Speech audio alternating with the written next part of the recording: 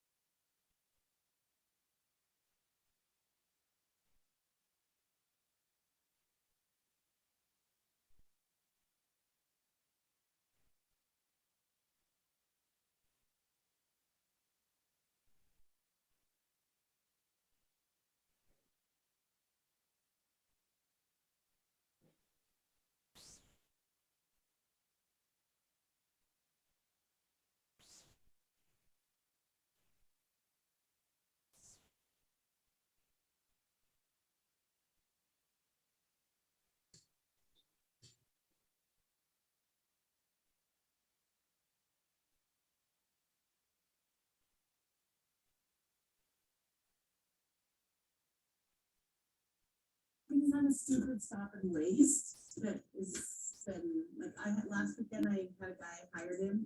He walked off the job after he done the whole. So now I've got a new company, and so I'm just wondering who's around in case we have to shut off water to swap out the stop and waste. So I'm like, if I know about when you're leaving, then I can be like, okay, not him. You don't have to be on the call guy.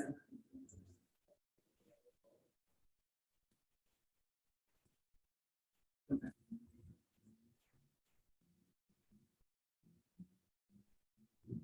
I think he might be coming later, so he may not even need my water truck till 2 or 3. So it may have to be, I'm not sure. I just kind of was trying to plan the day just in case. Because I don't want to call you at 2 o'clock and you're like, yeah, I've been home for 2 hours. Like, no. Okay. Hey, all right, thanks so much. All these complaints come from when it's on patrol, but he comes up and gives it the speed to take care of the complaint because now Chad Black's working for us. It's like, I would have thrown all that out and said, oh, he hasn't even started up here yet. I mean, he hasn't even worked a day up there.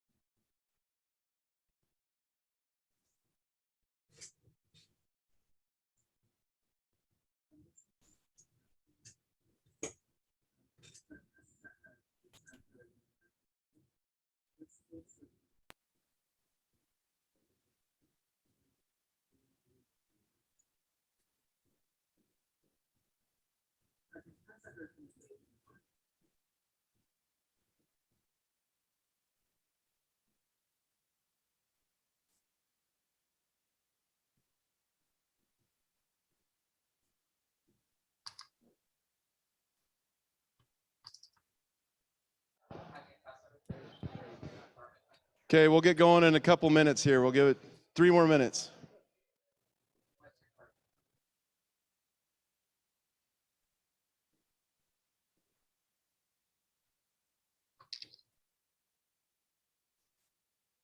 What's happening?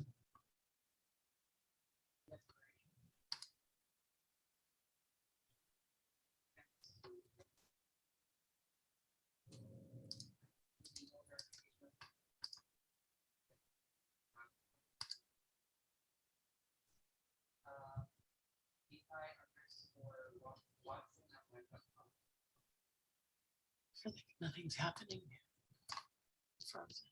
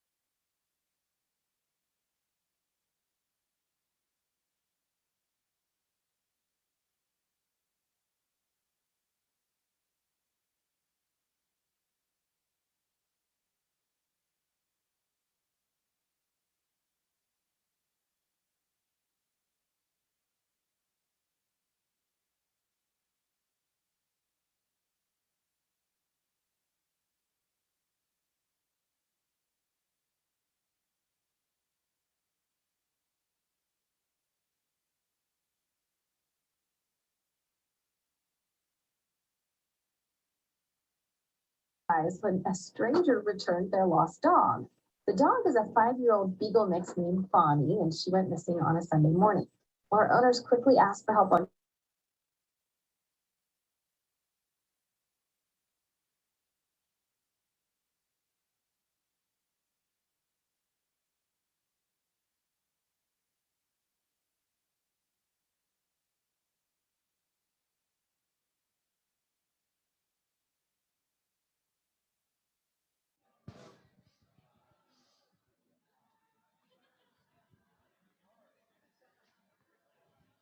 Mike, we good? Pete? All right. We'll go ahead and get started. Welcome, everyone. It's a pleasure to be here, and it's a pleasure to have you here. Thank you for being here to participate in this event, and also thank you for being here as an employee for the city of Orem. If all of you could reach under your chairs. Throughout the room, I've hidden absolutely nothing. I just wanted to see who was listening. So, okay, now that I have your attention, we've got a special treat for you today. But first, if I could have everyone take out your cell phone, go ahead and mute your phone or turn it off. If you do have to take a phone call, I ask you to please exit the room quietly and take that phone call out in the hall so that we can give Kathy our undivided attention. First off, Jake here in IT's got a couple things he'd like to go over, and then we'll proceed to that point. Yeah, Jake.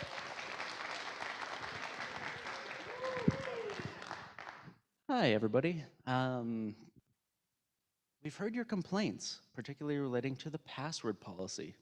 I think I've probably been the most vocal proponent against our password policy. When 90 days into the job, I tried to sign in the computer and get hit with that prompt to, hey, please change your password. I'm like, why? It's only been 90 days. There's nothing wrong with it.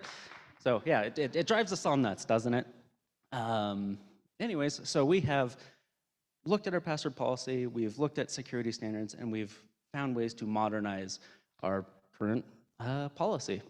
The main goal here will be every 12 months will be our new rotation of passwords. So you set it, and yeah, it'll be good for 12 months.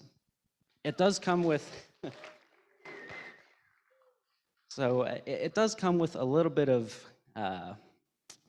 modernized standard requirements, increased complexity and integrity requirements in order for us to allow it to only shift once every 12 months. That's going to be, hey, the minimum length of your password is now 12 characters. And with that, you know, not all of us are as proficient with the English language as perhaps some of the lawyers or workers of the library. So I don't know a 12-letter word off the top of my head. That said, we're going to encourage you to use passphrases instead of passwords. 12 characters is the minimum, but you can do something like, hey, whereas your old password was cookies123, you can now say, Oreos are better with milk.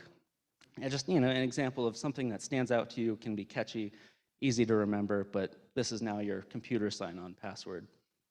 In addition, we're going to be running periodic audits of the passwords to make sure they're not found in known compromised databases of passwords.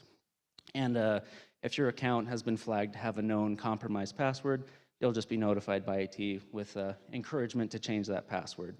I mean, the main goal here is to improve the integrity of our accounts and data, at the same time, making our lives a little bit easier, not having to reset our passwords as often. If you need more questions, you can contact the help desk at 7007, or you can email helpdesk@orem.org for further questions. At the same time, we are looking to roll out this policy sometime next month, and you can expect more announcements in the city ditty or just citywide email kind of announcing, hey, this is when the change will be, this is the explicit points in the password policy, and this is what you have to do in order to make requirements. Come that time, you won't be required, when we roll out the policy, you won't be required that day to make the password policy change or to update your password, but once it expires, whenever that expiration date is, that's when you'll have to make the longer, more complex password, but then you'll be good for 12 months. Thanks. Thank you, Jake. One last thing before I forget, after this event, we have Kona Ice coming in the smaller south parking lot just outside here for some refreshment, as well as an opportunity to visit and mingle with each other. So I'm going to go ahead and turn the time over to Carrie.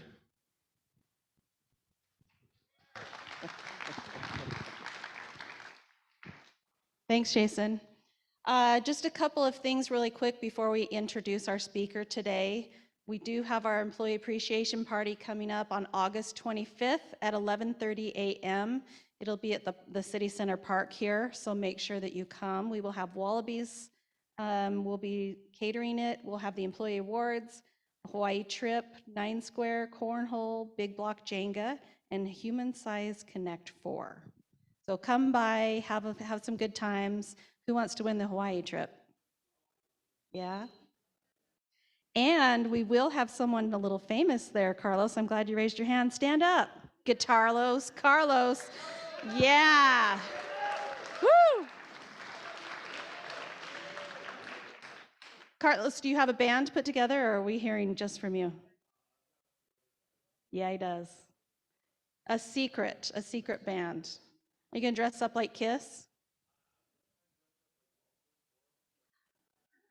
Pete's got you covered for that. He's got a good wig for you. That's awesome. Cool. Okay, and we are aware that some of you are having some concerns about the new time card system. So if you don't mind either shooting Amy or myself an email with your specific concerns so that we can look at fixing those, that would be really helpful. Okay, let's introduce our speaker so we can get going. I'm honored and excited to introduce Kathy Lovelace. Kathy has developed and presented executive leadership and management programs worldwide and in nearly every state in the U.S. She has worked with the CIA and the U.S. Department of Defense, Interior, and Justice. She has worked with AT&T, DuPont, 3M, and many Native American tribes. Locally, she has taught classes in the Masters of Public Administration at the University of Utah. She worked for 14 years for the federal government in Washington, D.C. at the U.S. Department of Interior as a public affairs officer. She has been vice president of an investment banking firm and marketing director for an independent energy firm. She holds a Master of Science degree from American University in Washington, D.C. As Miss Utah for Miss America, she spoke worldwide and achieved the wizard level of the International Brotherhood of Magicians. So our mayor would appreciate that. He's also really into magic. So let's give Kathy a big Orem welcome.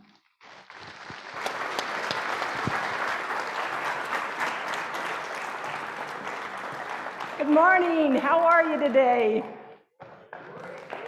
Who knows where this is? Do any of you recognize this? We here in our beautiful state of Utah have amazing mountains. This happens to be Monte Cristo Peak up in northern Utah by Morgan. Anybody been there? Nobody been there. I'm an international bicycler. I love cycling everywhere and anytime. And some friends and I decided we were going to go to the top of this peak and cycle down. Do you think you can get going pretty fast? We started going up first, and then we started going down and down and down.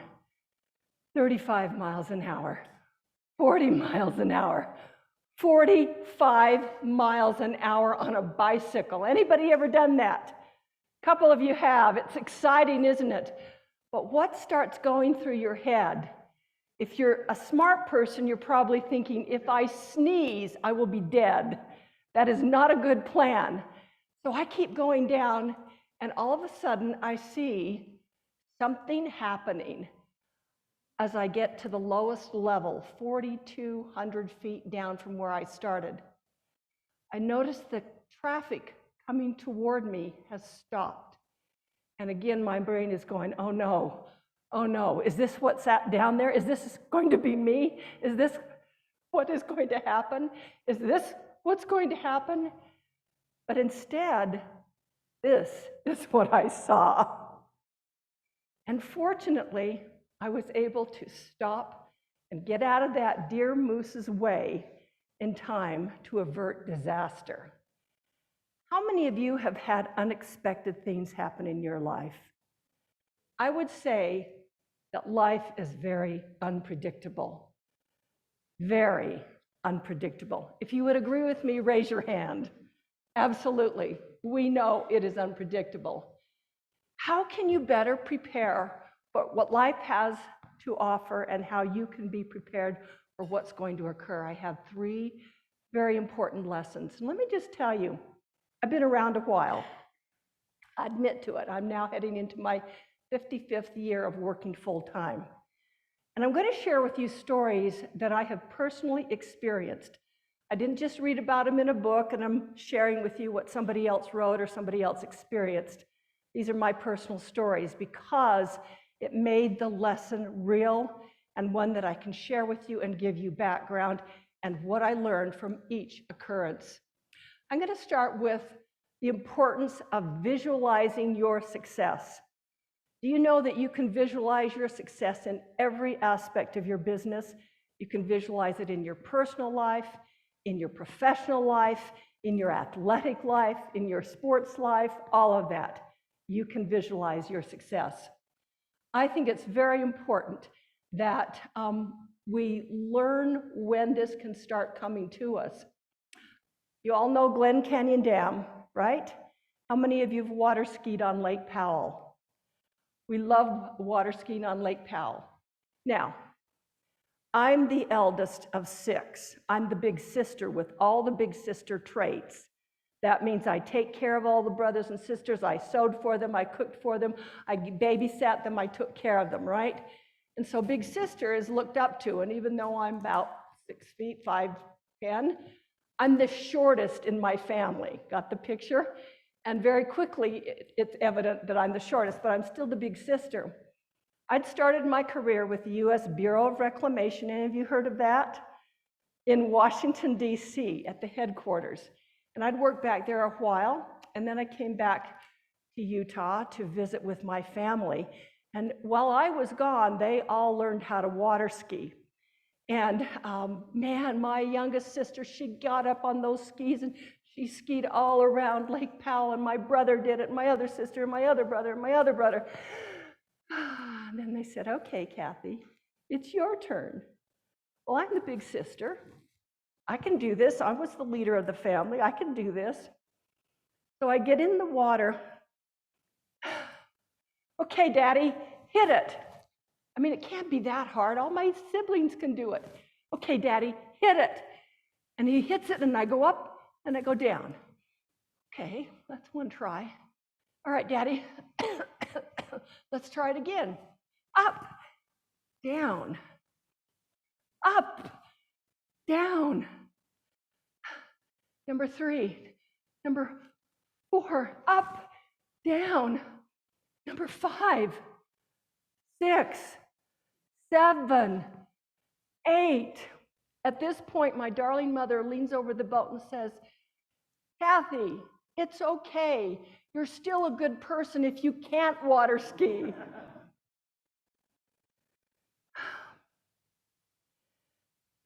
Daddy, let's try it one more time. He hits it. Up, down. Now I've got water in my lungs and I can hardly breathe. As I'm down in that water for the 9th failed attempt, I suddenly realized I could not visualize myself being successful, standing on that water, feeling the wind against my full body. I couldn't even get that idea in my mind. And I realized I had read a book shortly there before about the power of visualizing your success if you want to have it materialize. And so I hunkered down and I forced myself to see me standing tall, holding tight, and water skiing around Lake Powell. So exhausted, but not willing to give up. I said, okay, Daddy, hit it one more time. My father pushed the throttle forward, and I felt my body start rising out of the water. I wasn't down, I was up, I was strong, and I skied all around Lake Powell. It taught me a powerful lesson. If you can't see yourself doing it, it's going to be much harder to do it. So we're going to talk about visualizing your success a little bit more. As I said, this is my first workplace, Washington, D.C. I'd been a Hinckley Institute of Politics intern at the University of Utah, and I had an internship in Washington, D.C. with the commissioner of the U.S. Bureau of Reclamation. Now, when I applied for the job or the internship, I wasn't quite sure what reclamation was, but of course, upon doing some research, I realized I'd literally grown up on all the reservoirs built by the Bureau of Reclamation and its local partners. And so, lo and behold, I got selected and went back to Washington, D.C. And after I'd been there 2 weeks, I'm now 22 years old, the man who was editor of their national magazine on water and power resigned. And the commissioner came to me and said, Kathy, would you like to be the editor of our national magazine on water and power? Now, I'd learned my lesson, right? I'm thinking, I was on the Hillcrest High School yearbook staff. Hillcrest High School yearbook staff, national magazine on water and power, that's about the same. I said, sure, I would love it.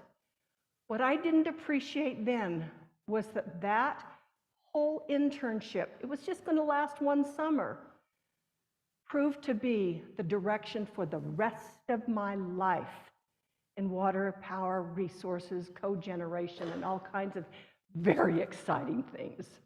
Right, guys? Yeah. So that's where I started, in Washington, D.C. Here's another story that illustrates the power of projection and visualization. After I'd spent many years in Washington, D.C., and I had then gone to Denver and managed an 18-state program in citizen participation, getting citizen involvement in your government decision-making. And then I moved to Salt Lake and was the Regional Public Affairs Officer for the Upper Colorado region of the U.S. Bureau of Reclamation. That's Utah and the 6 surrounding states. Love that niche. Then I was asked to teach at the University of Utah. And I was also working on a PhD at George Washington University in quantitative data analysis. I had started that when I moved to DC. I had spent years working on it, a lot of statistics and computer programming and all kinds of stuff. And I remember going back to Washington because I had to take the final comprehensive exams. You did written exams, and then you did 5 oral exams where you were quizzed by a panel of experts in 5 separate areas, each exam orally lasting about 2 to 3 hours. And I remember coming home to Salt Lake, totally exhausted, absolutely so tired, but one of those nights where you can't sleep because your brain is going so fast. And here is what my brain was telling me. Okay, Kathy, you've worked all these years for this PhD, worked on my doctorate at night while I worked full-time during the day. And I said, okay, but this PhD is going to mean nothing to your employment. They are not going to care at all. So here's where I was discouraged. I said to myself, if you don't use it, you lose it. And I didn't want to lose all that I had studied, even though I would now not use it on my job. So I said, okay, fantasize. In your perfect world, what would you like to have happen? And so I put on my best fantasy cap and I said, I would love the University of Utah to call me and say, Kathy, we would like you to teach a course in quantitative data analysis. Now, I wasn't ready to give up my job with the Bureau of Reclamation. And so he also had to say, and Kathy, we would like you to teach it at night because so many of our students are working full-time. That was my fantasy. Slowly, I did fall asleep. The next morning, I went to my office on State Street in First South, went into my office. This was in the olden days when we had secretaries. And I go into my office, and the phone rings. And she buzzes me, and she says, Kathy, there's a Dr. Kemp on the phone. Hello, Kathy. This is Dr. Kemp. I'm with the Masters of Public Administration program with the University of Utah. Pause. We are wondering if you would be interested in teaching a course in... And, by the way, Kathy, our students all have full-time jobs, so the course needs to be taught at... I hung up the phone and literally got chills up my arm. Wow. I went and closed the door to my office because I had to ponder what had just happened. And as I sat there behind my desk, so grateful that the thing I had fantasized about the night before had really come true, I said to myself, is this just a once-in-a-lifetime weird thing, or has this ever happened to me before? And more importantly, can I make it happen again? And importantly, can I teach others how to make it happen in their lives? As I sat there at my desk, I realized that it had happened to me before. I come from a family of extreme modest means. There were 7 of us living in a 1-bedroom attic apartment on 3rd Avenue and M Street, downtown Salt Lake. 7 of us. And when the next child came, there simply was not room for us. So I mean modest means. Sometimes we didn't have all kinds of food, sometimes we didn't have any food. And there was certainly no money for clothing. So I sewed every article of clothing I had. At Hillcrest High School, I was in a lot of activities, and so probably 12 pictures of me in the senior yearbook. Every picture is I'm wearing an outfit not made from new fabric, but from my darling Aunt Charlotte, who lived in New York, and she sent her hand-me-downs, and I could cut them up and make them fit me. Got the picture? Got the picture? So I was on a debate scholarship at the University of Utah, and we were in the Southern California Forensic League. Southern California Forensic League means that we had to drive, because there was not money for us to take any other transportation, from Salt Lake City. We'd stop in Las Vegas. Now, our coach had 2 cataracts, and at that time could not use a car that had power breaks. So it's like this all the way from Salt Lake City to Southern California. But we did pause in Las Vegas to re-gas and to take a break. I'm standing there outside of the gas station, and I turned and looked, and over there to my right is this beautiful, sleek Oldsmobile, and it has this symbol on the side that read, Miss America pageant, Miss Nevada. I'm 18 years old. The thought came into my mind, I'm going to drive one of those cars. Now, I don't know where that thought came from. I don't know why it came. I'm going to drive one of those cars. And in 11 months, I was driving one of those cars. Things happened in the next several days of connections that I had known about.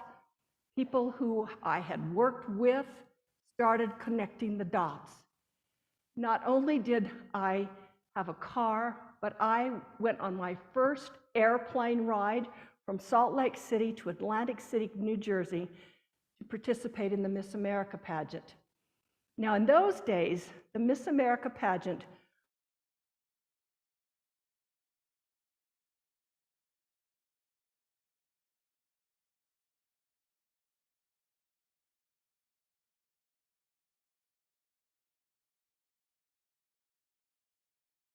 was a huge, big deal.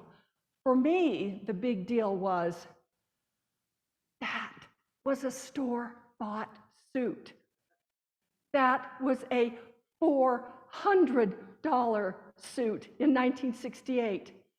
Now, me, in my thinking, all I could think about was, how much fabric could I have bought for $400? Everything was new. Gowns, they gave me all of these gowns and awesome things. Now, my talent, as you might have guessed, was a speaking talent. Well, it started out as an acting talent. I had a dual monologue in which I started out with Shakespeare's Lady Macbeth. They've just murdered someone, and she's getting delusions, and she's trying to wipe out the imaginary blood that's on her hands, and she's saying, "Out, damn spot, out, I say." Do you guys know Shakespeare? He's great. He's great. You know him, right? Out, I say. And I have made, of course, this wispy costume for her evening gown.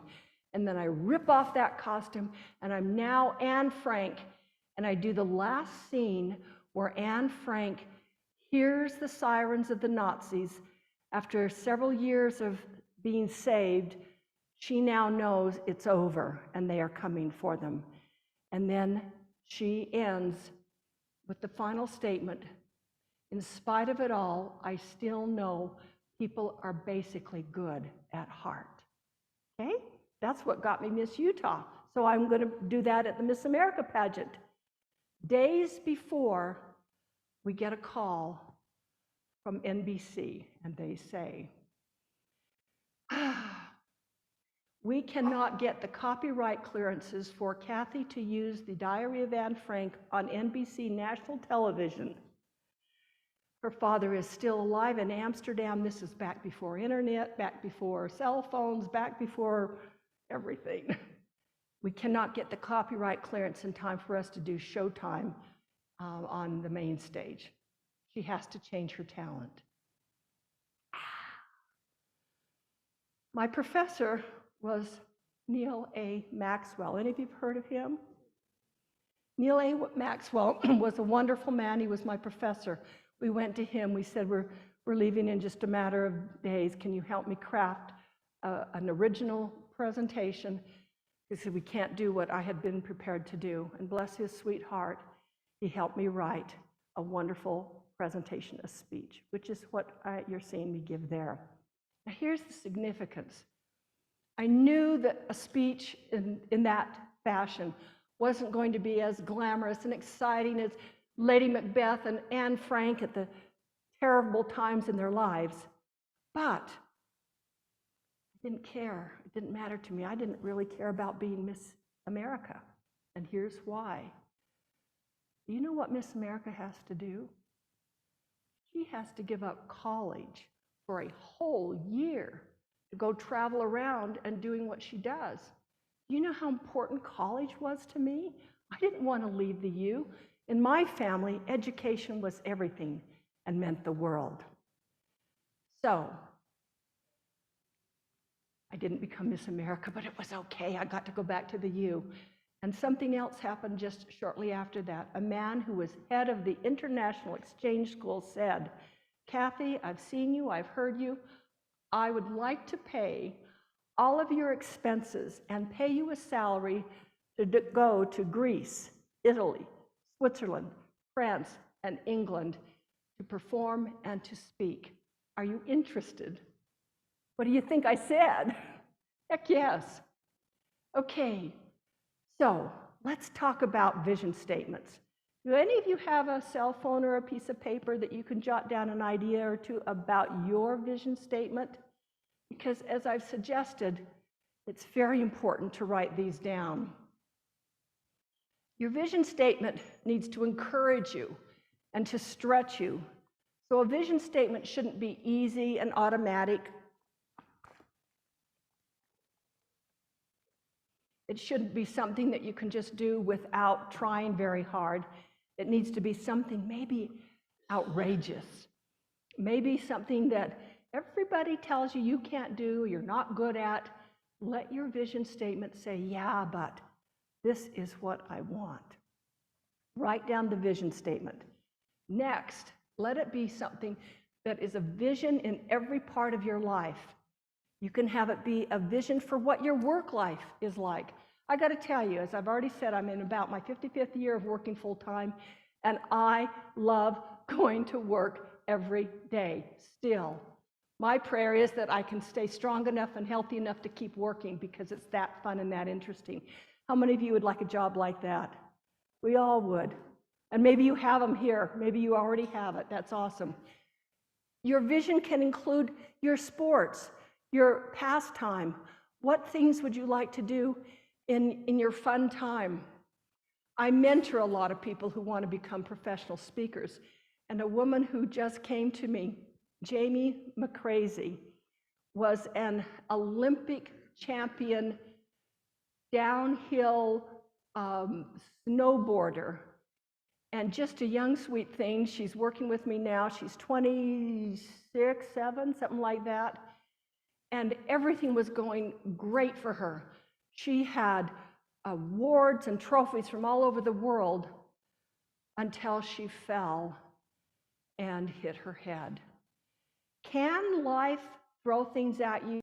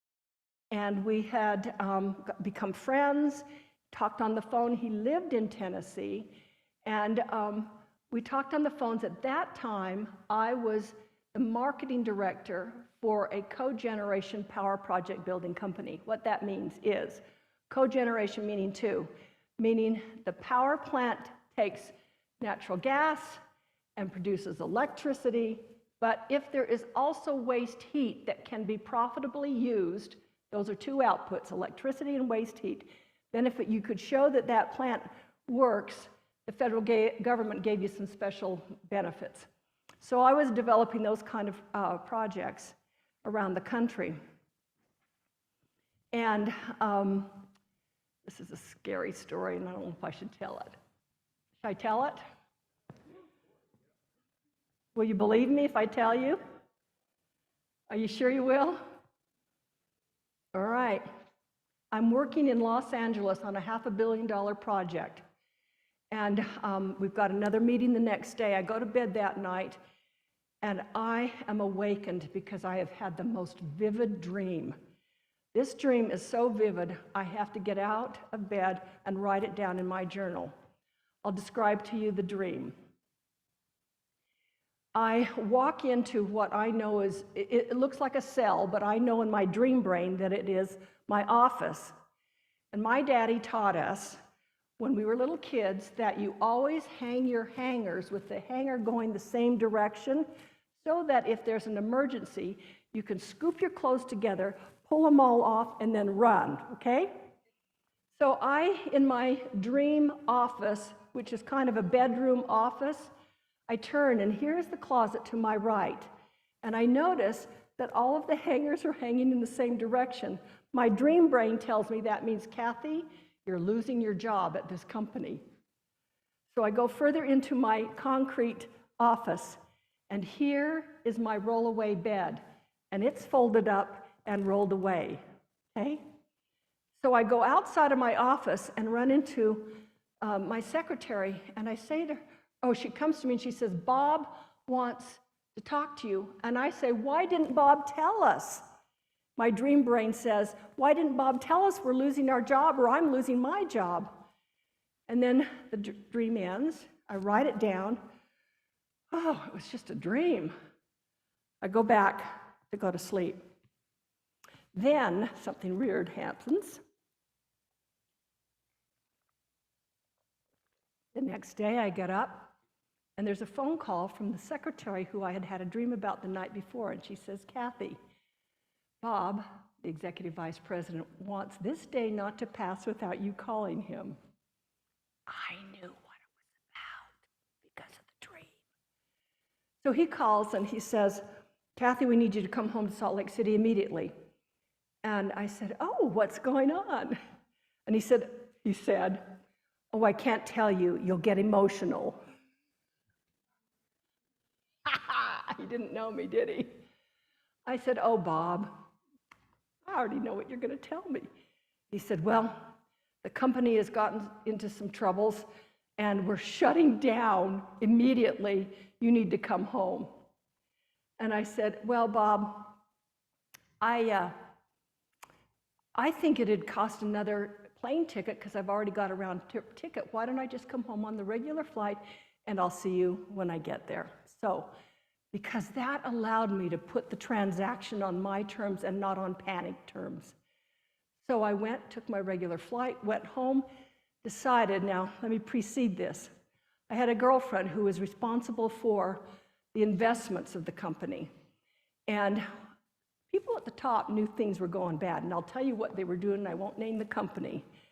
It was a very exciting company in a very exciting new industry, not new.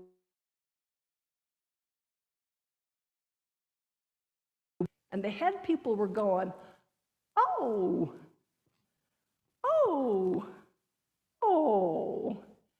and they got caught. And they went to prison ultimately. So that's what's going on, and I think they had an idea that's what was going to happen. So they started pinning the problems on other people, like my friend who was over the investments. And I'll never forget what they did to her. She walked past my door before this trip I just told you about with her little box of items, sobbing. Big police officer standing next to her. He'd come into her without her knowing what was going on. Ma'am, get all of your items together. I will escort you outside the door. And he did. And my darling friend was just sobbing as she's carrying. It was humiliating and horrible. So I'm thinking, is that what they're going to do to all of us, even though we didn't have anything to do with the fraud? So I got off the plane late at night and decided I'm going to, on my own time, go clear out my desk. So I went to the security guy. Hi, Tom, Kathy, how are you? I said, I'm just going to put together a few things in my office.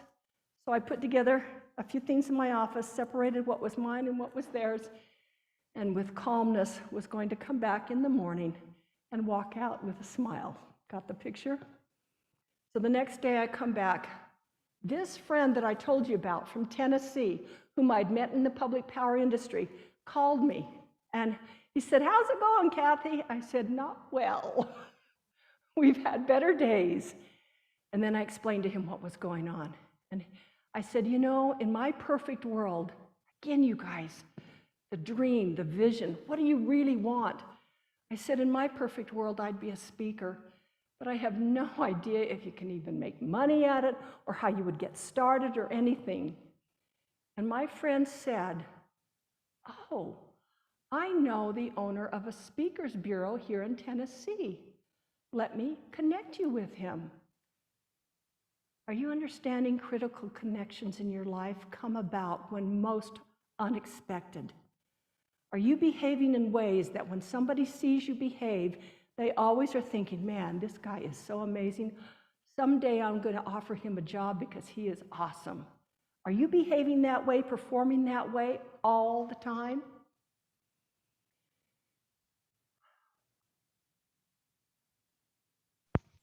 I called the man, the Speakers Bureau, and this is something I now know was the dumbest thing I could have ever done. Hi, this is Kathy Lovelace. I would like to be a professional speaker. Well, they only deal with professional speakers who know how it's all done. Well, I was too dumb to know. And that's when they said, well, you need to get involved with the National Speakers Association. We think they're in Arizona, blah, blah, blah, and you need to get a demo video, blah, blah, blah. This is, again, before internet, so I telephone dial 411, information, anybody remember that? You guys are so young. 411, hi, is there a National Speakers Association in Arizona? Yes, let me connect you. And then it just so happens, they pick up the phone and say, oh, in 7 days in Atlanta, Georgia, we are going to hold our national convention where we will teach you how to build a speaking business. So what I realized when I went home that night is when you're unemployed, all of a sudden junk mail becomes very important. I'm going through my junk mail. Here is an advertisement from Marriott Corporation. It reads, in only the following 5 cities worldwide, Marriott Corporation will give you 3 free nights if you have 30 frequent stayer points. And I had 30 frequent stayer points, and one of those cities is Atlanta, Georgia, Marriott Marquis. I thought, can I luck out and maybe get a free air flight? 30,000 frequent flyer points was all I needed, and I had it. And this is in the olden days when Delta would actually overnight you a ticket personally. I got on the plane, and in 7 days, I landed in Atlanta, Georgia. And they give you a tag, Kathy Lovelace, first timer. And they come up and they say, oh, Kathy, you're a first timer. What do you speak on? And I said, energy. And he says, oh, I know somebody at the New York Power Authority. Let me give you his name. He can help you. I thought, 3,000 speakers, and I've just met the nicest one. Then I go stand over by the elevator, and a man comes up. Oh, Kathy Lovelace, first timer. What are you writing your book? I'm thinking about it. Come sit down, and I'll tell you the 10 mistakes I made so that you don't make them too. I thought, my goodness, I have just met the second nicest person in this 3,000 person group. What I then realized is these people had discovered what I hope you discover here in this beautiful city of Orem, and that is we don't need to compete with each other. We need to build each other, help each other to make this the greatest city on the planet. Because when you work together, that's when you can make amazing things happen. So I had to buy dinner in Nashville to this friend who so many years ago connected me with the people I needed to talk to get to the career I wanted. Do you see the pattern I'm trying to share with you? So that you can understand there are amazing things that can happen out there if you open yourself up for that amazing opportunity that's just waiting for you to bite on it. Everything counts. Visualize. Who wants to throw out an idea of what you think I mean by the devils? What are the devils? Any ideas? Thank you. Doubts. Hand over here. Doubts. Negative thoughts.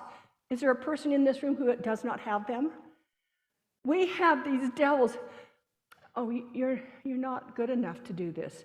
You're not smart enough. You didn't get that graduate degree. You didn't even graduate from college. No, you don't have enough experience. Your great uncle thought you were a bummer, so maybe that's what you really are. All of those devils.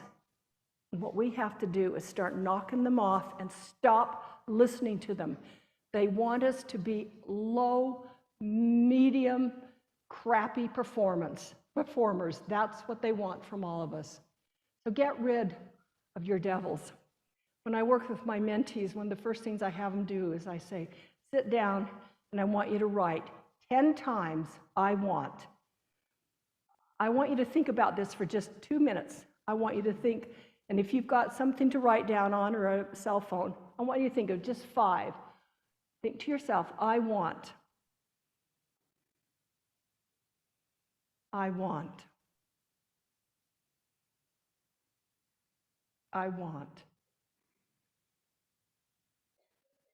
I want.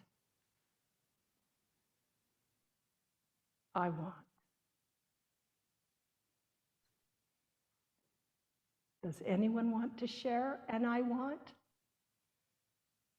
You can make it a safe one in this group. Anybody?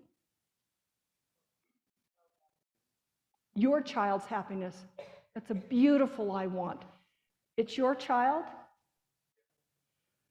Do you think you have the power to start that process? Of course you do. You are the dad. You've heard me talk about my dad. Growing up as tall as I was always a foot taller than everybody. My dad was 6'2", and my mother was 5'8", which was enormous for her generation. Mama didn't have anyone telling her that 5'8" was wonderful, because what's she going to do about it, right? So my mom was just kind of didn't like being so tall, and in her era, 5'2" and eyes of blue, little tiny blue-eyed blondies was what was beautiful, not tall brunettes. My daddy told me all the time. His phrasing for that era was, "You're a tall drink of water. Stand up straight.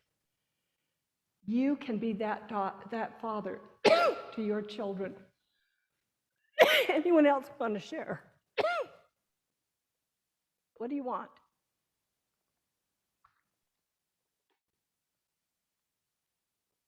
Nobody take a risk? Yes, thank you. Wonderful. Is that in your power? Absolutely it is. We'll talk later. Okay, identify your wants. Get specific. Roving generalities don't do it. You've got to be very specific. What's the next step? What is the path you need to take? Write it down and post reminders about it. Post reminders. That means if it's on your bathroom mirror or it's in a notebook or somewhere, you remind yourself of where it is that you're headed and then honor those. Second principle is learn to pivot. Change directions when you are forced to. Change directions when what you have been doing doesn't work anymore. But don't keep doing the same old thing that's not working and think it's going to suddenly start working. It doesn't work that way.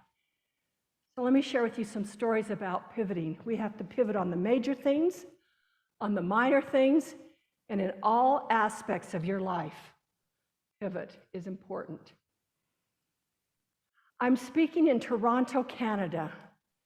It's a lovely city, and like we who are on the road a lot have to get used to, I had to be up at 3 o'clock in the morning the next morning to catch my flight from Canada to Washington, D.C.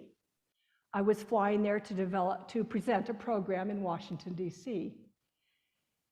My client was the Central Intelligence Agency, and the day was 9/11/2001. Everything went fine in the flight. I landed in Washington, D.C. a little after 8 a.m., and I go get my luggage, and I'm standing in the rental car line, and people are moving forward slowly. Suddenly, a man in front of me turns around and says, we don't know each other, but we make friends fast. He turns and he says, "Look what just happened. An airplane has crashed into one of the Twin Towers." What did everybody think at that time? Accident, absolutely right. Oh, how terrible that accident. We move forward in line a little bit more.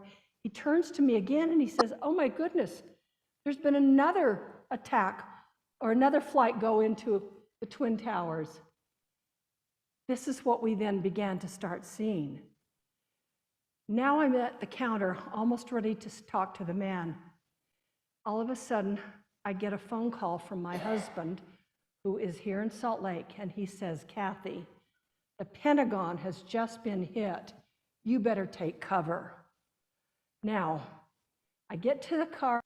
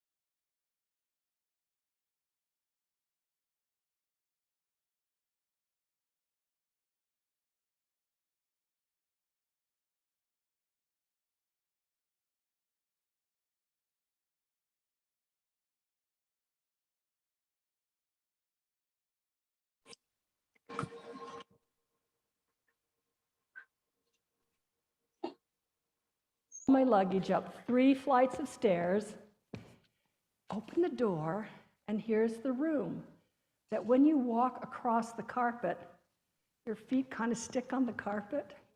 Got the picture? The towels are about this size. So I figure, okay, first of all, the CIA needs to know I'm here. So I contact them, or I try to. All of a sudden, I realize my cell phone is dead. So I reach for the room telephone, pick it up, and it is dead. So I go back downstairs to my friend Habib. "Excuse me, sir, are all the telephones in the entire motel down?" And he says, "No, You just did not give me $3 extra for me to turn on your phone. So I slipped in my credit card again to get my phone turned on, went back upstairs. Now I can call the CIA. Contacted my contact there. I said, I'm here. I'm ready to present the program that you have hired me to do, or if you need, I will change it to accommodate what's going on. And my contact said, do not show up. Do not come here. We are evacuating the CIA. Okay. So I guess I'm hunkering down here in this little motel room. So I'm really good at pivoting on the road. I pull out a drawer, my nightstand, put my files in it, open up my computer, and I'm going to get lots of work done. But I made one big mistake. Some of you may also have made that mistake when you were watching what was happening. I went over and turned on the television. And then I began to see what those people were doing to my country. And I was glued to what I saw. We'd not experienced this kind of thing in the mainland. Certainly we did at Pearl Harbor many years prior, but not on the mainland. People were attacking this amazing country. It was unbelievable. Everything now had changed. So I'm now stuck with no flights going out. And I happened to have a girlfriend in Northern Virginia, because I'd lived in Northern Virginia, and I called her. She was single, and I said, Dee, are you okay? She said, yes. I said, are you lonely? She said, yes. I said, would you like me to come stay with you? She said, yes. So I went, again, another critical connection where two people could be together supporting each other when it is a very difficult time. When they opened up the Washington, D.C. area, I went back to the airport, and it was interesting to me. There was a lesson in this. When I went and checked in the rental car, they said, where did you rent this from? And I said, oh, right here. Why? And they said, because we are having people turn in cars from Los Angeles, Denver, because in a crisis, people would do anything to get home. Is home in its proper place in your life? Because in a crisis, that's where we all go. So I got on the flight, and it was unlike the flights I'd ever known in my life at that point. I get on the flight, the pilot gets on the front part of his messaging, and he says, ladies and gentlemen, none of you will get out of your seat for 30 minutes until we have flown past the Washington, D.C. area. And then we came back. Now, I came back to a very different world.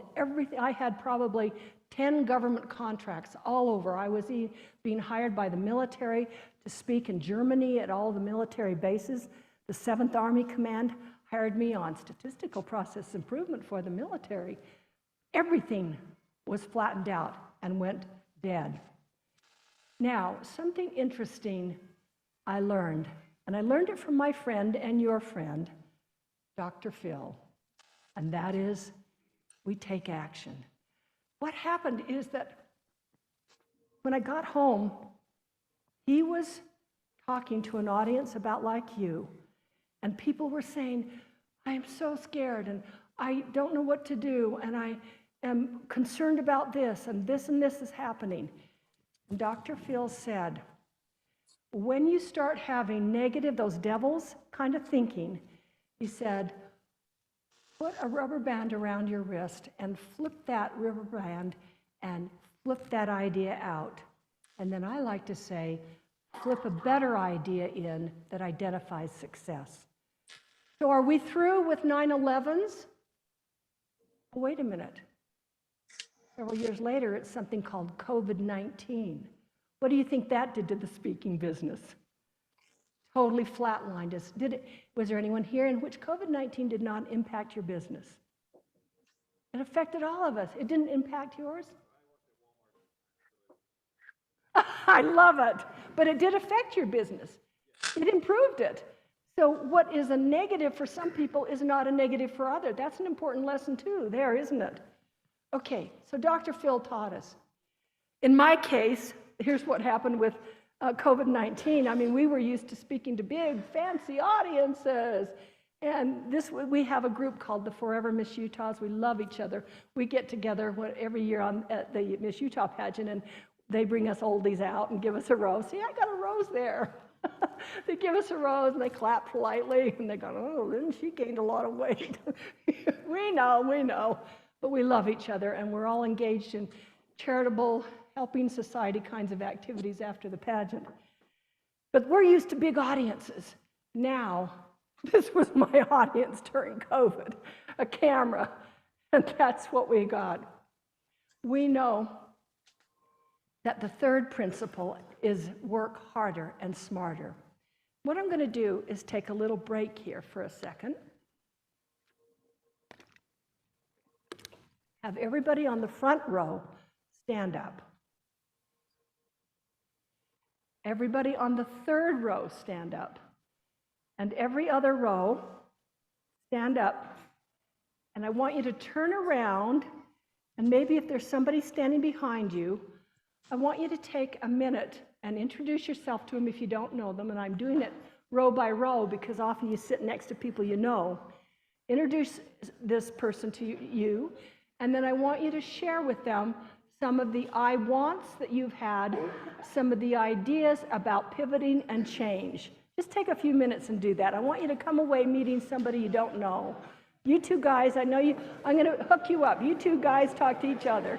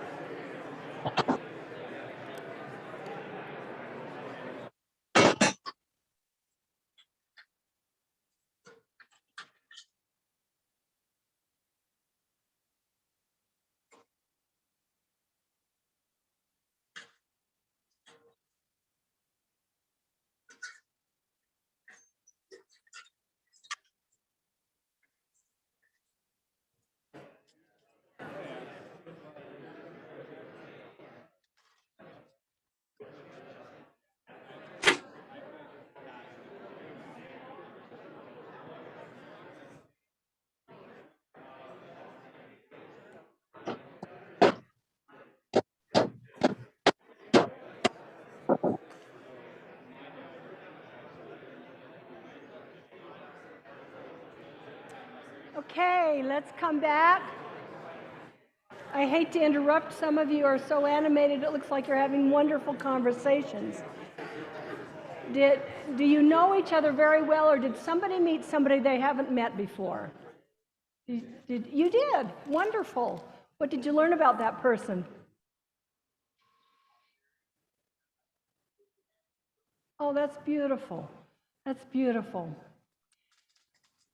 I was at this conference recently, and I don't want to be disrespectful of younger people, but the person on stage was talking about if you want to get ahead in life and you don't want to work harder, you don't have to.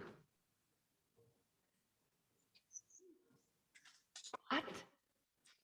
You don't have to work harder, she continued. And I shut down about then. I thought if I had lived my career and my life not working harder, I would not have seen and done the things I've done. I think working harder and smarter is imperative. And to let the young'uns tell you differently might be a misdirection of receiving your advice. What I've learned is that it is imperative to work harder. As I said, this is where I was 2 nights ago. And there they are, the Oak Ridge boys. Elvira, who knows the song? Who can sing it? Anybody? Can you sing it? Look at these guys. Look at this dude. Look at that beard. Do you think he's 22? They've been around a while, and they are still getting all of us up out of the audience, cheering and clapping to Elvira. They were absolutely awesome. This sweet man in the white shirt actually lost his balance and fell over. So, you know, continuing to go, even when you're fabulous, is not going to be without its stumbles. That's how life works. But it was wonderful and beautiful. One speaker joined a year ago. She was young, told the audience, if you don't want to work hard, don't. I'm in the $1 Million Speaker Group of the National Speakers Association. Do you think I got there because I didn't work hard? Let's not be delusional about what it takes to be successful in our lives. National Speakers, $1 Million Speaker Group. I train people on the skills it took to get to this group. What you had to be, what it meant is you had to make $1 million in a single year in order to be admitted to this group. And we meet all over the country before a big conference of 3,000, and sometimes there's only 20 of us in that group. Do you want to be in the group of 3,000 who don't work very hard or not as hard as the people in the 20? Payoffs are enormous. And especially because today with technology, you can scale your efforts tremendously like never before. There's a lot of fun for people who have figured out that you do have to work harder and smarter. I've already said I worked at Washington, D.C. I'm going to tell you a story of one of the early times I learned this lesson. And I'm going to add that working harder and smarter includes always asking, who can I serve with my efforts? So I'm working in Washington, D.C., editor of the national magazine Reclamation Era. I'm loving it, doing lots of fun, interesting, fascinating things, political scientist. I'm in the mecca of politics. I'm very happy. I hear my boss day after day, kind of mumbling about some financial problems, meaning technology is changing and we all need video and we have these 7 regional offices throughout the United States, and each of them needs a public affairs operation where they can do videotaping and all of the things that are now required for a media operation in each of the Bureau of Reclamation's 7 regions. And he's kind of stewing, and I'm listening. I'm listening to his concerns, what he's worried about. It just so happens the next day I was leaving to go to Chicago to get some training in my field. And before I left, I thought, I wonder if I could help my boss. So, and you guys don't laugh too loudly, but in those days you didn't have laptops. So I went to our purchasing department and I said, is there any chance you can arrange for me to have a typewriter sent to my hotel room in Chicago so that at nights I can work on some ideas to help my boss? He made it happen. And so I checked into my hotel room and I get a knock on the door, and here's a guy, literally a cart with this electric typewriter. He's wheeling that into my room. Now I can go to my training during the day, and I can start brainstorming and creating something for my boss at night. Also remember, these are the days when you had to type correctly because there was no delete, delete. You had to type it correctly every time. So I wrote up a 10-page document that I thought might address the issues. Went back to Washington, D.C., and I said, Jim, I had some time in the evenings. I've heard your concerns about what we could do in the Bureau of Reclamation. Let me give you what I put together. And he thanked me, went into his office and shut the door. I went about my business. Now, in the interim, my husband worked for the senior Senator Wallace F. Bennett from Utah, and he was going to law school at nights. He'd already gotten his law degree. I was still in the midst of my master's. I finished my master's. He was still doing law degree. This is all at nights. We'd get up at 6 in the morning, drive together because we only had one car. He'd drop me off at Interior. He'd go up to Capitol Hill. Then I would walk over to American University. He'd go to Georgetown University, then at 10 o'clock at night, he'd pick me up. I finished my master's degree, he was still in the law degree, so I started a doctorate, and I was still in my doctorate. He finished his law degree, so he went for an LLM in tax law. Got the picture of 2 very busy people. So he's now finished with all of his degrees. He's ready to head west. He wants to go get a job out. He didn't like DC nearly as much as I did. So he got a job in Denver, home Robertson Owen. And I went in and told my boss, and I said, we're going to be leaving. Now, he comes out of his office after I have given him this 10-page idea, and he looked at me and he said, Kathy, don't leave the Bureau of Reclamation.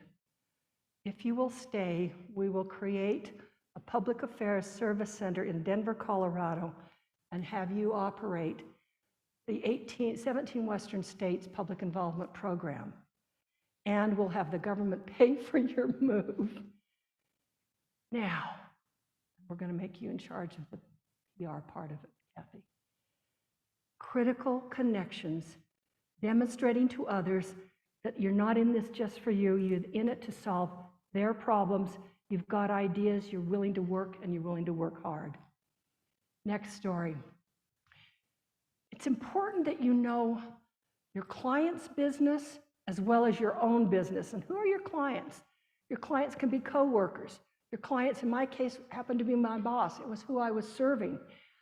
Clients can be people who come and use the services of Orem City. Those can be the clients, but you've got to know everyone's business. You've got to be flexible. You've got to be flexible and willing to modify your original approaches, ideas, and plans. It's that whole pivot idea, as I suggested earlier. We've got to pivot when things are going to change, because they are going to change constantly. Customize everything. I didn't write a proposal for my boss that was general and didn't apply to the Bureau of Reclamation. It was absolutely specific to the concerns I heard him articulating, to what I knew the Bureau needed, to deal with this new future that's coming for all of us. It's coming for all of us. We know that we have to also be willing to swim upstream. I've long time learned, just like so many times, that if everybody's turning right, I probably decide to turn left. I'm not a pack follower. The pack is what causes us to have a distribution curve in which most people are in the middle. I want to be on the winning side of the fringes. I'm such a nerd that when they show the weather report at night and they show the distribution of how many days at 70 degrees, how many days at 80, I'm always noticing it creates a normal distribution. Who else notices that?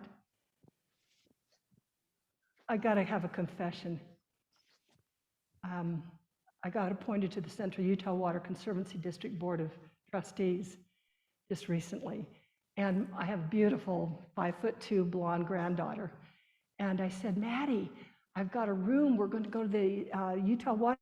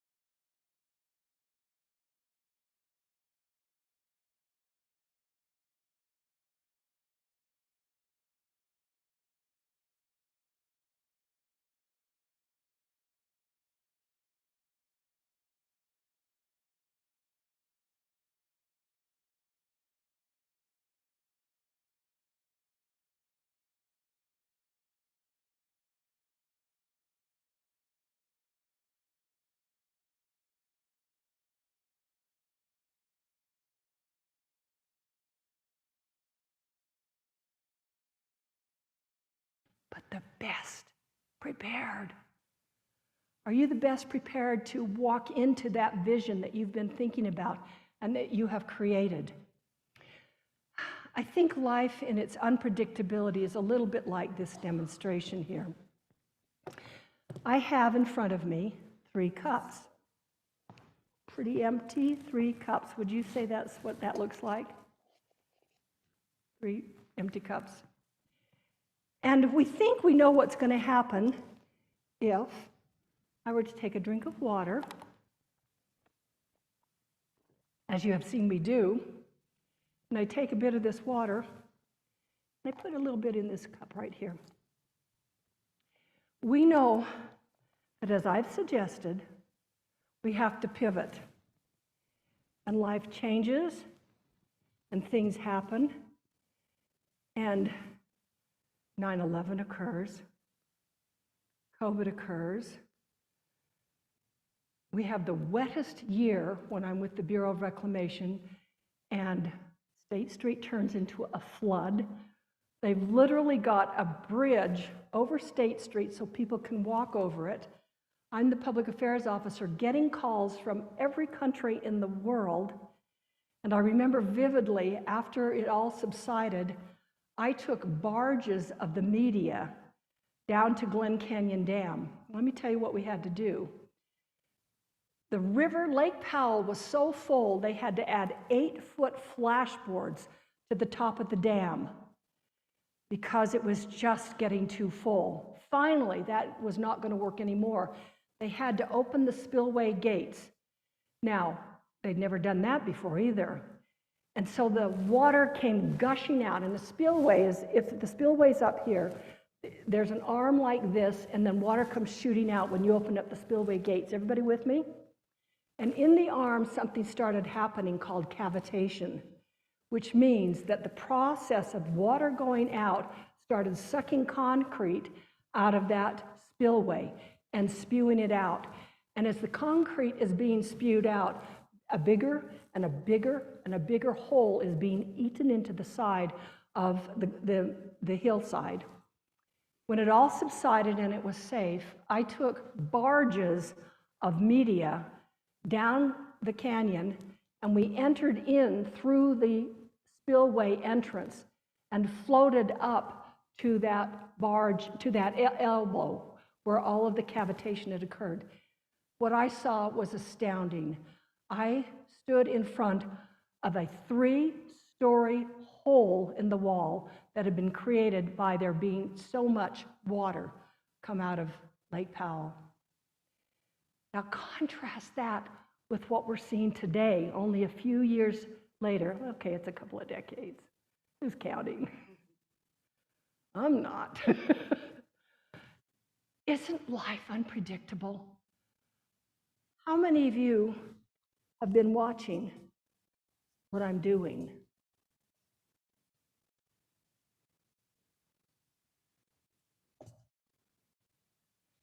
How many of you think the water is in this cup? Say yes.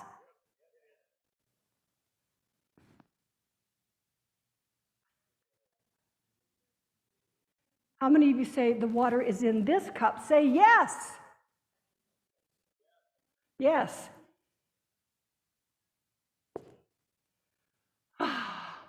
Therefore, how many of you think the water is in this cup? Say yes.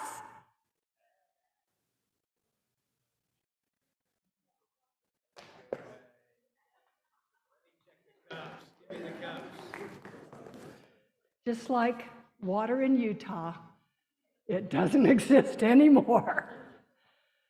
Unpredictability is the nature of our lives these days.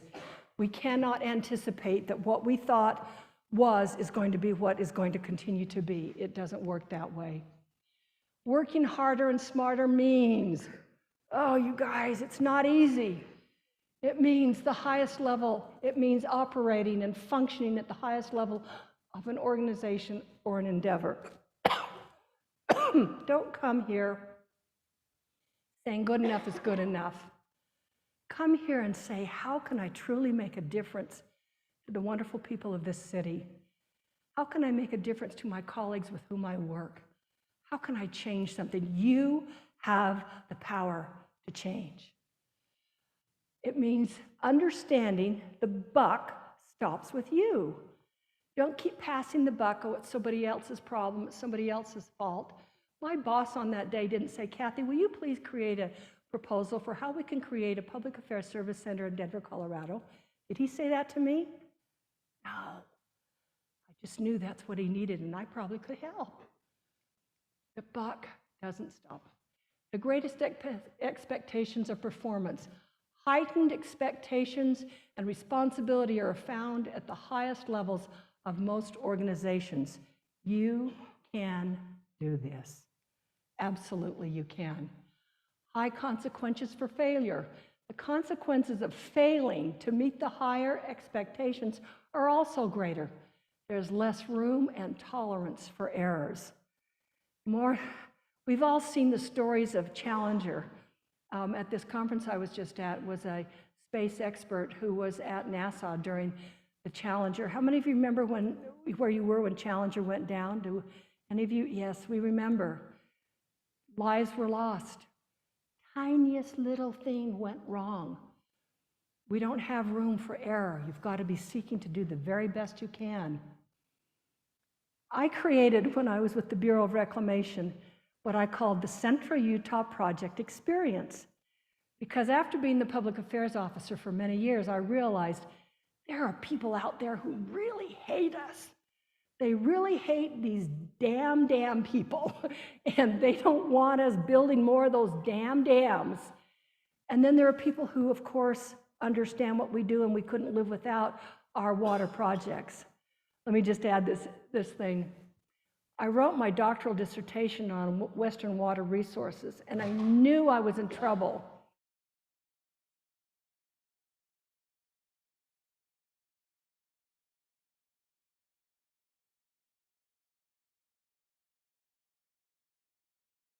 When the Louisiana came in and said, well, Ms. Lovelace, why do you all build those reservoirs out west?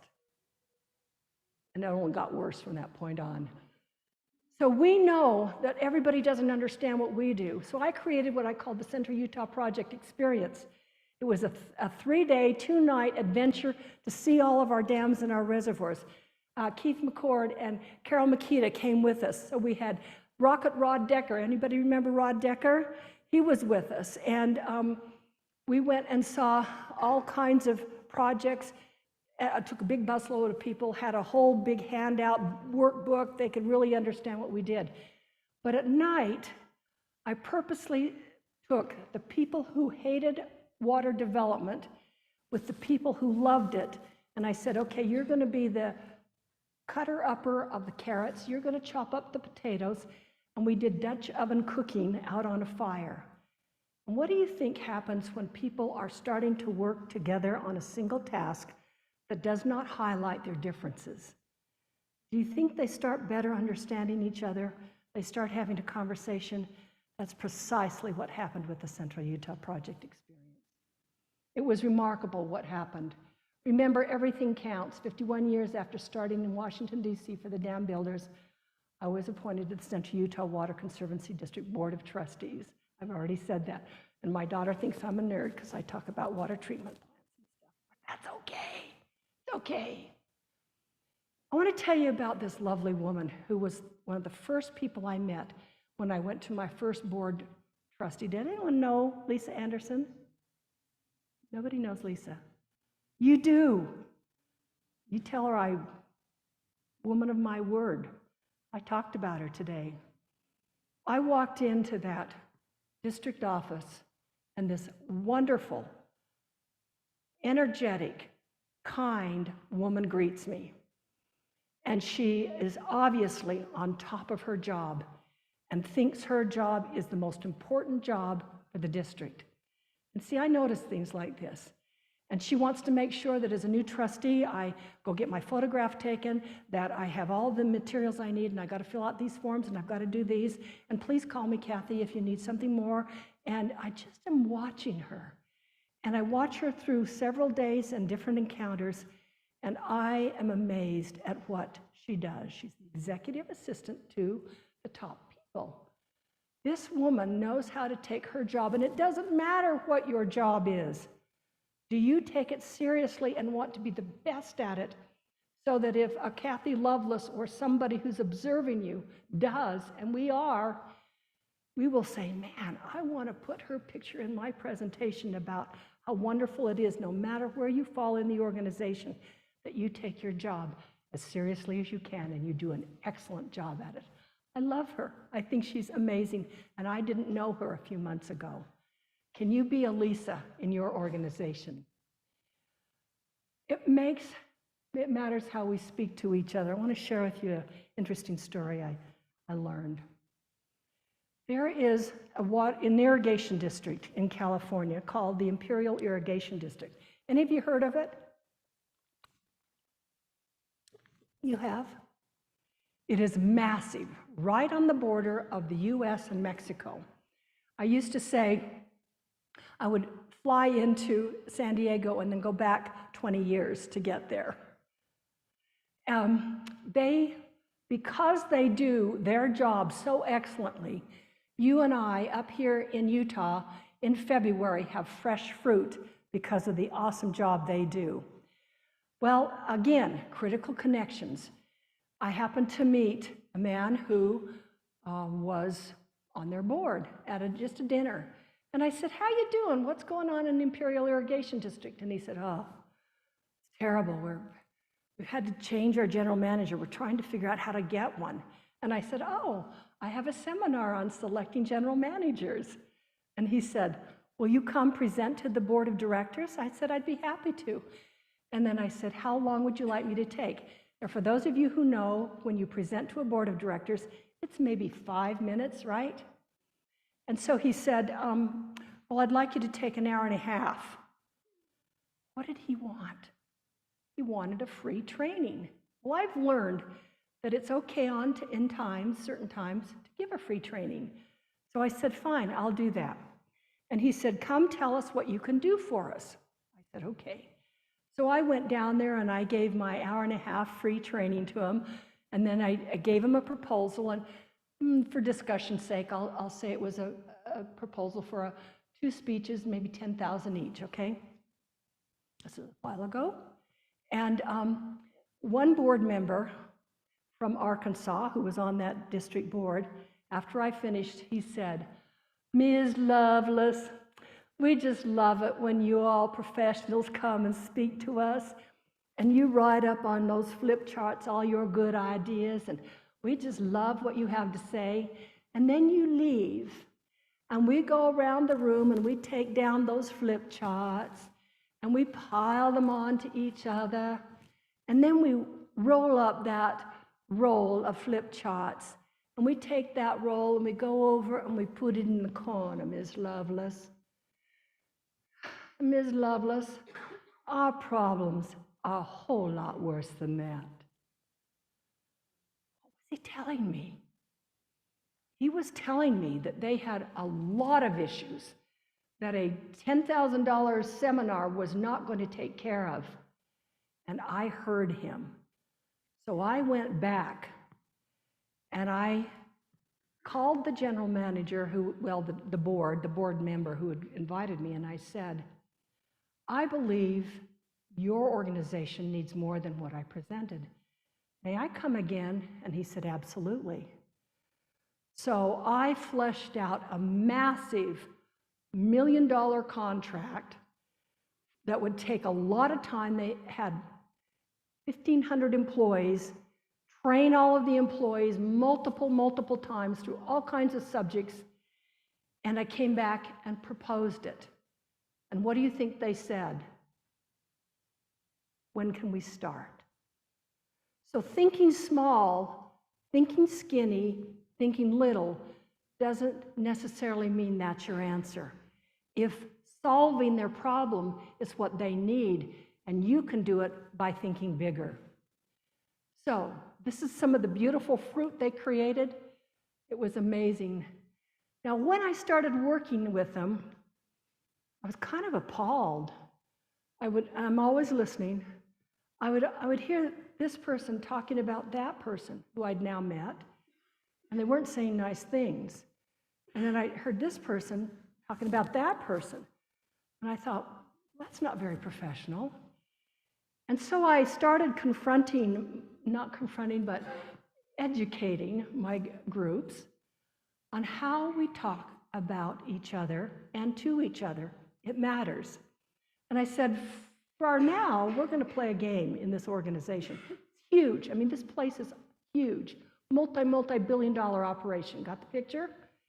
I said, what we're going to do now is anytime you hear somebody out there dissing another person, saying a non-productive, non-beneficial statement about another person, you get to go zinger and just walk along, zinger, and then just keep going.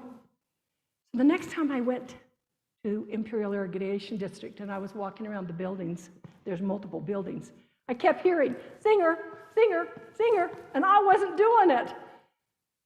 They had started to be trained to listen to how they talked to each other and what it meant. And they were catching on that it really does matter what we say about each other. 2 years ago, I was at the Colorado River Water Users Annual Convention in Las Vegas. I've been going to that forever. And the new general manager that I'd helped them hire came up to me and said, "Kathy, this was years later. Do you know that what you taught our people changed our lives? I'm going to write you a letter stating that." Now, in my business, testimonials are a good thing if they're good testimonials. This is what he wrote. "I observed a company culture that was divided on many fronts, staff to management, Hispanic to Anglo, and heavily influenced by nepotism. Through your work, you were able to address those cultural divides by teaching the more than 1,500 employees how to effectively interact. In essence, you single-handedly changed the culture. This made my job as general manager much easier as the organization became more productive and better served our customers." Michael Clinton, General Manager, Imperial Irrigation District, Imperial, California. Was that a change that helped people's lives? Did it help an organization? Are you performing in a way that somebody could write a letter like that about you? If not, you can. It's within your power. We know that doing the right thing always is the best approach. I think there is magic more than ever when we work together. So let me ask you, who here has a birthday closest to today? What is your date? 19th? All right, are we agreed that Tomorrow Lady is the closest? Come up here, Tomorrow Lady. Let's give her a hand.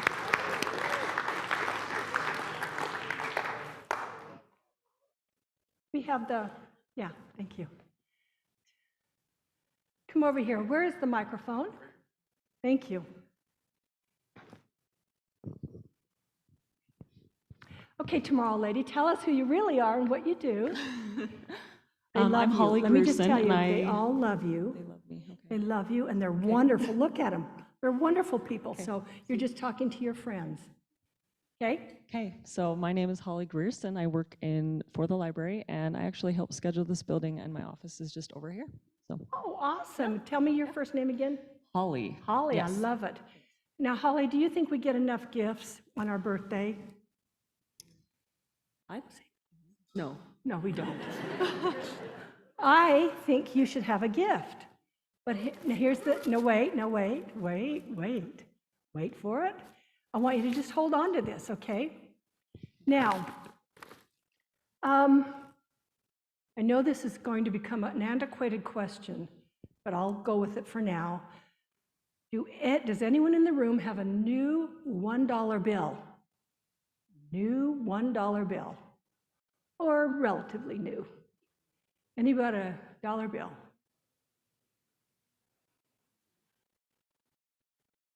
Raise your hand. Okay, come on up. Come on up. Nope, you have to come all the way up. We got to learn who you are.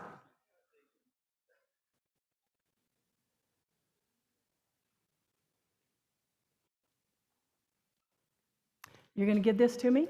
Come over here, stand over here. And I am going to give you something that you probably have never seen before. I'll let you hold this. All right, you have the microphone? Okay, that's all right. Tell us who you are and what you do. I'm Jason Neely, and custodial supervisor for the city. And is that an important job? I believe it is. It's an awesome job. Let's give him a hand. Let's give Holly a hand because she scheduled this room for us.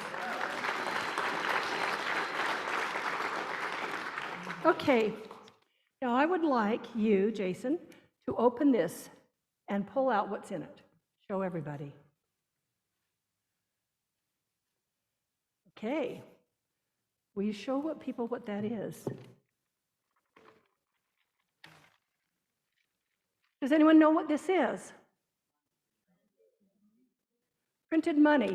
Have any of you been to the Mint in Washington, D.C.? You can buy these.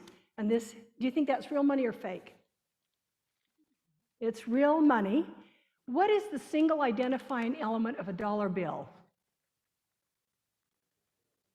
Oh, you're so smart here. I have people say, the one, it is the serial number. Okay, now who's our smartest numbers person here? Somebody who's really smart in numbers. I'm getting fingers pointed. Somebody volunteer who's good at numbers. Brandon, where's Brandon? No, okay, come here, Brandon.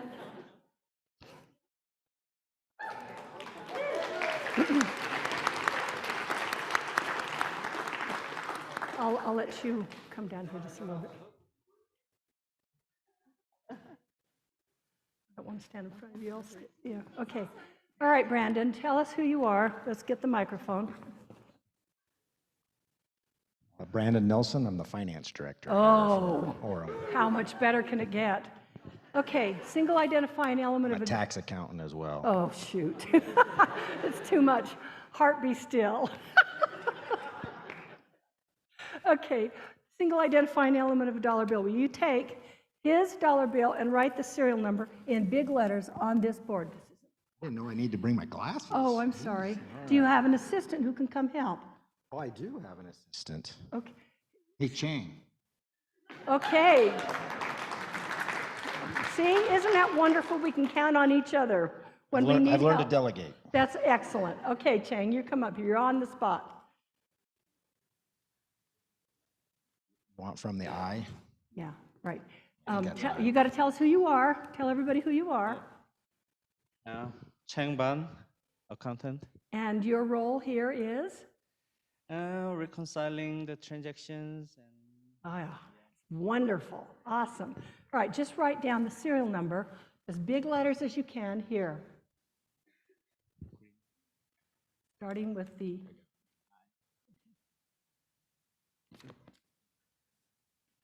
This is rocket science.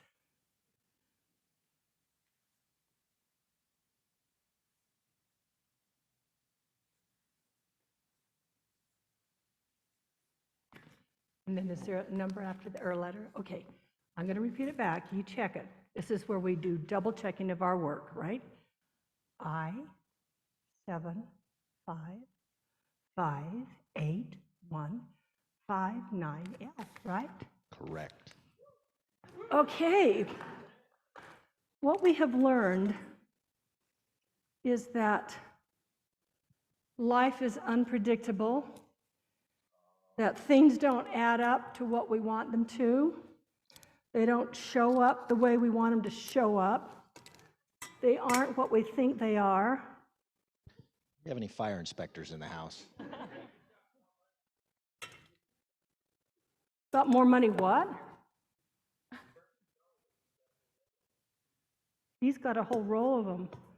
Yeah, but they didn't come from this guy, did they?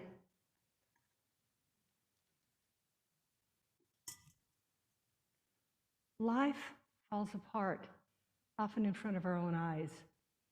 Families fall apart, marriages fall apart, jobs are lost. 9/11 happens, COVID happens. How long do I have to go on, right? Don't freak out, Jason. What? Am I getting... Thank you, thank you. Okay, all I have are ashes. How many of you at any point in your life kind of felt like all you had was ashes?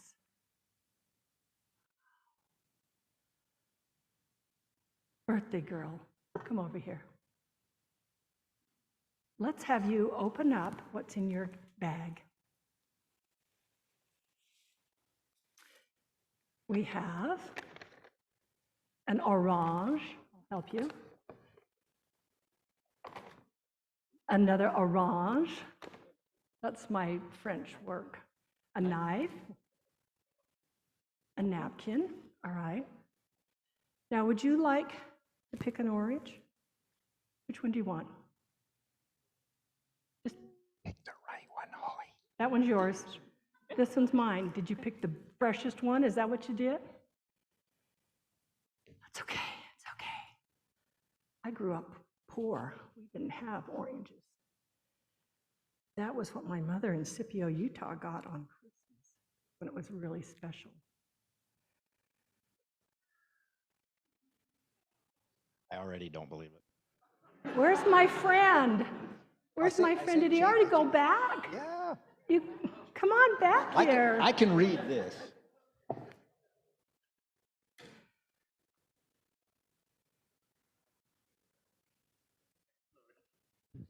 Will you? Thank you very hold much. that and read out loud the serial number you see on that dollar bill. Everybody checking.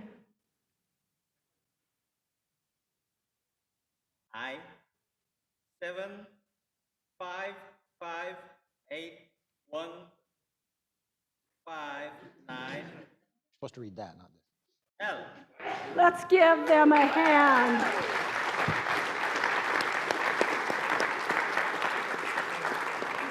Let's give all of you a hand. Thank you. It does smell like oranges. Thank you all very much. Let's give them another hand. They're awesome. Oh, come here, come here. Remember I said you got to be honest in all ways? Oh, yeah. Oh, yeah.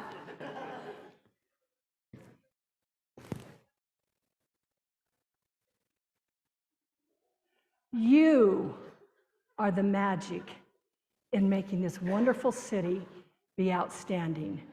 You have the capability to magically make money, happy customers, opportunity, great things happen. Let me just say, we've all seen way too much news these last 2 years of how cities are deteriorating, the horrible things that are happening in cities. You have the power to not let that happen to this amazing city of Orem. My best to you, and please know the magic is in you. Thank you.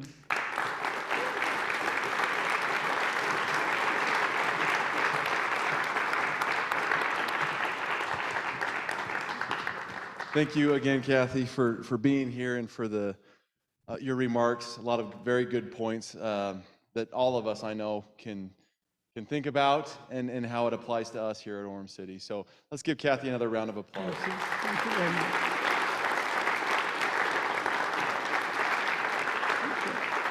Once again, thank you for being here today. We do have Kona Ice parked out this way. All right, they're in the little south parking lot. So go ahead and make your way over there and again, mingle with each other. Talk about the things that we've learned today or the things that have come to mind. So again, thank you and have a great day, you guys.